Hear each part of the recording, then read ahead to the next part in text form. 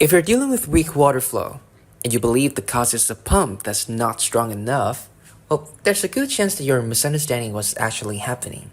Because if it really were a weak pump, the water would have to feel weak all the time, no matter the time of day and no matter what else is being used. If it sometimes feels strong and sometimes weak, this is not a simple lack of power problem.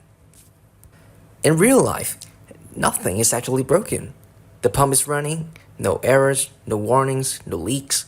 But you start noticing the water feels weaker when another fixture is being used or when several things run at the same time. And the key detail is this: it does not behave like a system that's truly failing. That inconsistency is the clue that most people overlook. In these situations, most people immediately blame a weak pump, a pump that's too small, the need for a stronger pump. Even many plumbers say the same things, and honestly, it sounds reasonable. When water feels weak, more power feels like the obvious answers.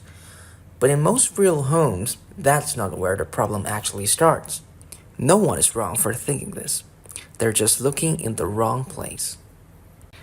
In this video, I'll show you two things: what really controls how water feels strong or weak, and why installing a stronger pump usually doesn't fix it. The goal is simple: to help you avoid spending money fixing the wrong thing. In any systems, water, electrical, HVAC, components don't operate independently. They share the same source and the same pathways. When one point draws more, other points must share what's left.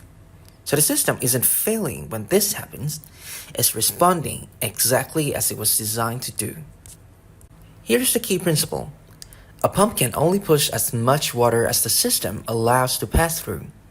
When a system has spare capacities, you don't notice anything. But when demand increases, the system begins to reach its limit, and that limit is not set by the pump. Many people assume that more pump power means more water, but in reality, a pump does not create new pathways. A pump does not make pipes larger. A pump does not reduce how many branches shares the flow. It only tries to force more water through the same existing systems.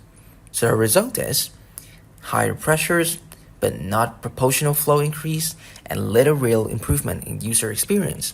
So that's why many homes feel exactly the same, even after installing a stronger pump. Now, let's eliminate possibilities logically. If the issue were truly a weak pump, the water would feel weak all the time, be weak immediately when turned on, not depend on other fixtures being used.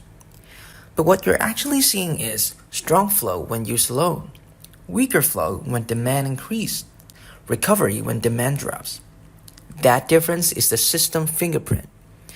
A power problem creates constant symptoms, but a capacity limit creates conditional symptoms, and those two things are fundamentally different. Think of a two-lane road. When traffic is light, everything flows smoothly. No one thinks the road is broken. But during rush hours, traffic slows down. That doesn't mean the road failed. It means it's carrying as much traffic as it was designed to handle. So a home plumbing system works the same way. This situation doesn't behave like a weak pump. It behaves like a system operating at its shared use limit. The important thing isn't rushing to install a stronger pump or adding more equipment. It's understanding where the system is actually limited before spending money. Don't increase force when the real restrictions is how the system shares flow. When a problem only appears under certain conditions, the cause is usually not something broken, but a system that has reached its design limit.